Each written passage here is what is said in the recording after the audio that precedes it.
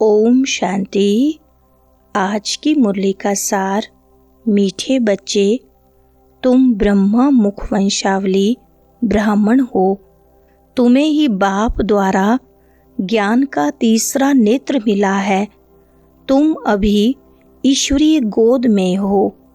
प्रश्न है, अद्वैत राज्य जहाँ दूसरा कोई धर्म नहीं, उस राज्य की स्थापना का आधार क्या है? उत्तर है योग बल। बाहुबल से कभी भी अद्वैत राज्य की स्थापना हो नहीं सकती। वैसे क्रिश्चियंस के पास इतनी शक्ति है जो अगर आपस में मिल जाएं तो सारे विश्व पर राज्य कर सकते हैं, परंतु यह ला नहीं कहता। विश्व पर एक राज्य की स्थापना करना बाप का ही काम है। सुनते हैं मुख्य पॉइंट्स। पहली पॉइंट, छोड़ भी दे आकाश सिंहासन। भारतवासी पुकारते हैं कि हे दूर देश के रहने वाले आओ, क्योंकि भारत में अभी बहुत धर्म गलानी दुख हो पड़ा है। आप फिर से आकर गीता का उपदेश सुनाओ। गीता के लिए ही कहते हैं शिव बाबा आइए, क्योंकि वह सबका बाप है। कहते हैं भारतवासियों पर फिर से परछाया पड़ा है माया रूपी रावण का, इसलिए सब दुखी पतित हैं। पुकारते हैं रूप बदल कर आइए, अर्थात मनुष्य के रूप में आइए। तो मनुष्य रूप में आता हूँ। मेरा आना दिव्य अलौकिक है। मैं गर्भ में नहीं आता हूँ, मैं आता ही हूँ साधारण बूढ़े तन में। दूसरी पॉइंट, तुम बच्चे जानते हो मैं कल्प कल्प अपना निराकारी रूप बदल कर आता हूँ। ज्ञान का सागर तो परम पिता परमात्मा ही है। श्री कृष्ण को कभी भी नहीं कहेंगे। बाप कहते हैं मैं इस साधारण तन में आकर तुमको फिर से सहज राजयोग सिखा रहा हूँ। जब दुनिया पतित बन जाती है तब मुझे आना पड़ता है। कलयुग से सतयुग बनाने मैं आता हूँ। ब्रह्मा विष्णु शंकर का चित्र भी है। ब्रह्मा द्वारा स्थापना, शंकर द्वारा विनाश और फिर विष्णु द्वारा पालना। यह लक्ष्मी नारायण विष्णु के दो रूप हैं। यह तुम बच्चे जानते हो। तीसरी पॉइंट, अभी है रात्रि। शिवरात्रि भी गाई जाती है।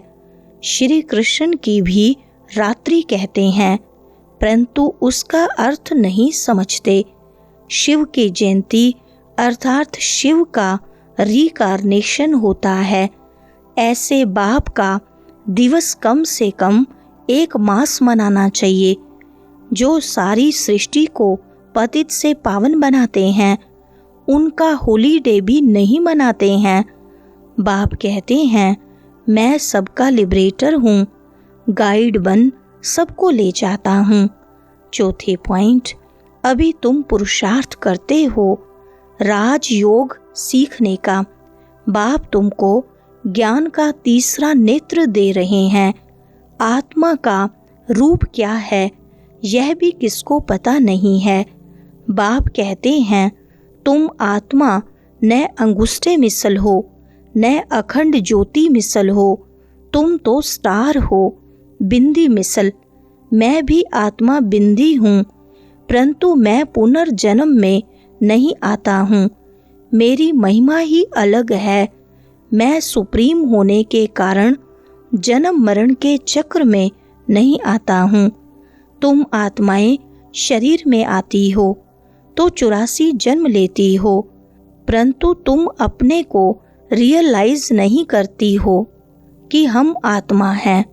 पांचवी पॉइंट, बाप ही नॉलेजफुल, ब्लिसफुल, प्योरिटीफुल है, ज्ञान का सागर है। मनुष्य को यह महिमा दे नहीं सकते हैं। सारी दुनिया पर ब्लिस करना यह बाप का ही काम है। बाप समझाते हैं विश्व की बादशाही योग बल से मेरे द्वारा ही मिल सकती है। वहाँ कोई पार्टीशन नहीं है। धरती आकाश सब तुम्हारे होंगे, तुमको कोई टच नहीं कर सकता। उनको कहा जाता है अद्वैत राज्य। यहाँ हैं अनेक राज्य।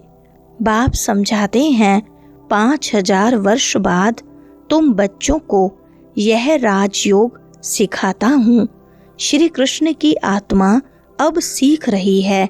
छठी पॉइंट, ज्ञान भक्ति और वैराग्य यह तुम्हारे लिए है। तुमने देखा होगा पादरी लोग चलते हैं तो आंखें एक तरफ रहती हैं और किसी की तरफ देखते नहीं। नन्स होती है ना, अब वह तो क्राइस्ट को याद करती हैं। कहते हैं क्राइस्ट गोड का बच्चा था।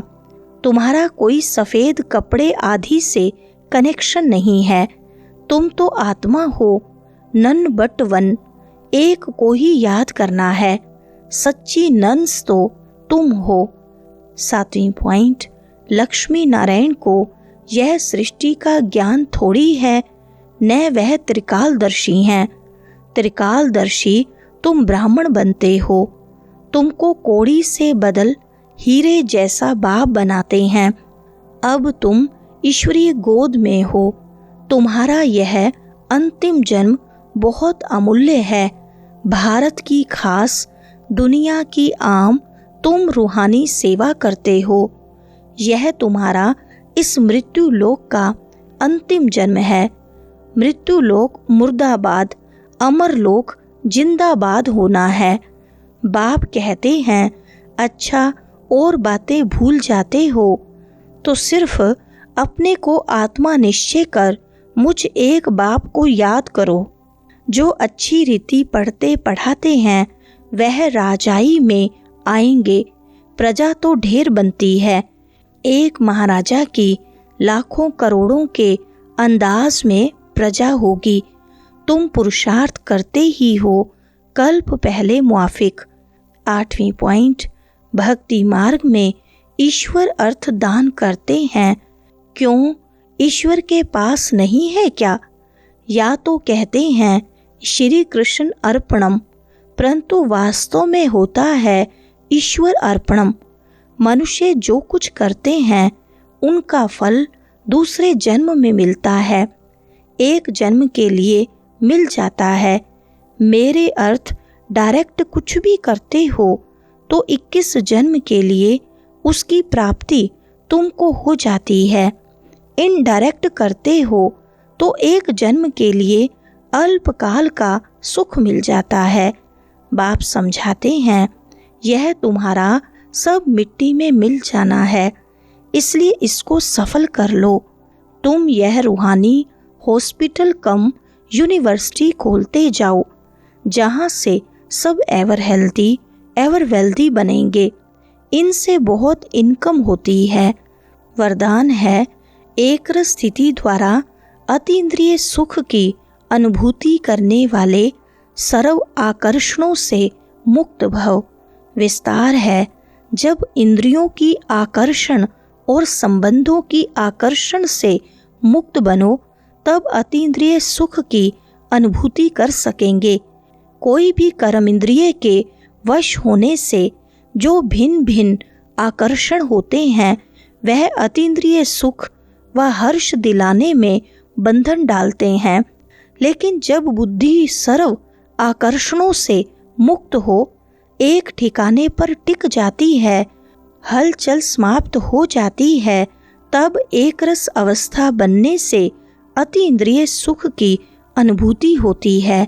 स्लोगन है अपने बुद्धि की लाइन सदा क्लियर रखो तो एक दो के मन के भावों को जान लेंगे।